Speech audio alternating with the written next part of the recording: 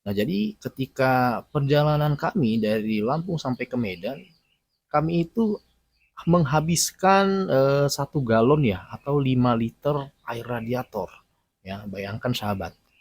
Ya, selama kami perjalanan itu menghabiskan 1 galon coolant. Nah, yang pertama saya lakukan setelah sampai di Medan itu melakukan penggantian ini ya, melakukan penggantian tutup radiator. Yang saya kira tutup radiator ini rusak ya. Nah, lalu si mekaniknya itu mengambil kesimpulan untuk membongkar bagian termostat ya, karena memang pernah kejadian salah satu mobil itu mereka mengalami kerusakan pada termostat. Dan setelah dicek, dibongkar ya, walaupun mengalami kerusakan ya di bagian rumah termostat itu ya, tapi tidak masalah ya karena mereka memperbaiki atau bertanggung jawab. Nah, setelah dibongkar dan dicek ternyata ya memang betul ya termostat daripada Ignis kita ini sudah rusak ya, dia tidak bekerja lagi secara normal.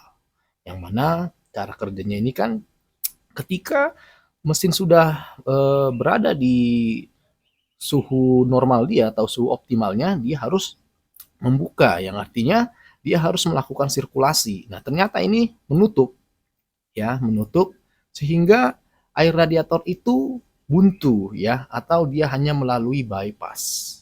Ya, artinya air radiator yang di dalam mesin itu tidak didinginkan melalui radiator. Oke. Nah, setelah dilakukan perbaikan pada rumah termostat tadi yang pecah tadi ya, artinya termostat tidak lagi digunakan karena kebetulan di wilayah saya ya di tempat saya itu kemarin tidak ready ya, tidak ready spare partnya. Jadi mekaniknya mengatakan ya udah kita lepas saja dulu sesampainya di Lampung ya boleh dipasang kembali. Oke, jadi tidak masalah sebenarnya. Nah, setelah itu dipasang, dilakukan uji coba ya, eh, dibawa ke pegunungan ya, di daerah kami kan pegunungan ya, khususnya di Tarutung. Nah, itu ternyata tidak ada masalah lagi ya, tidak ada masalah. Namun ketika saya bawa pulang, keesokan harinya saya melakukan perjalanan, ya memang tidak perjalanan panjang ya, hanya di sekitaran Tarutung. Ternyata terjadi lagi ya, artinya eh, malah lampu indikatornya menyala ya, lampu indikatornya menyala. Saya heran apa yang terjadi. Nah, saya kembali lagi ke bengkel, dicek dan ternyata sesampainya saya di sana ya, terlihatlah rembesan pada radiator. Dan ternyata radiator kita itu bocor ya, sahabat Ignis. Nah, oke ya, ini ya sahabat Ignis ya.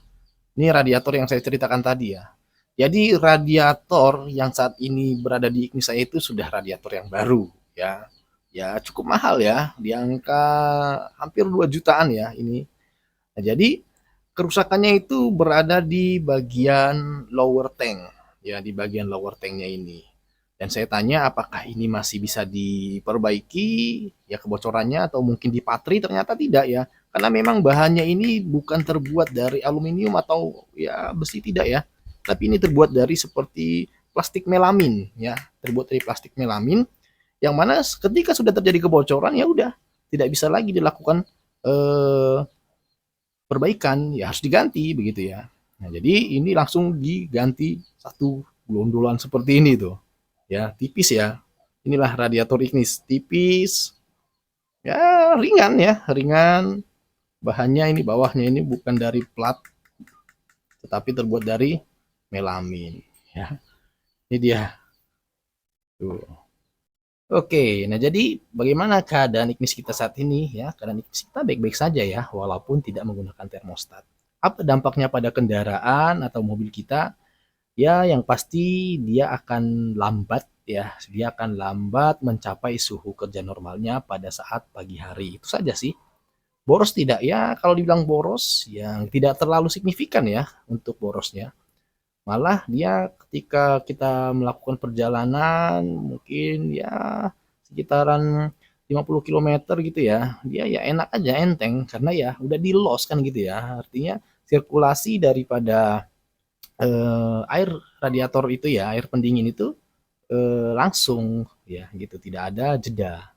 Itu saja yang bisa saya berikan ya pengalaman saya untuk saat ini.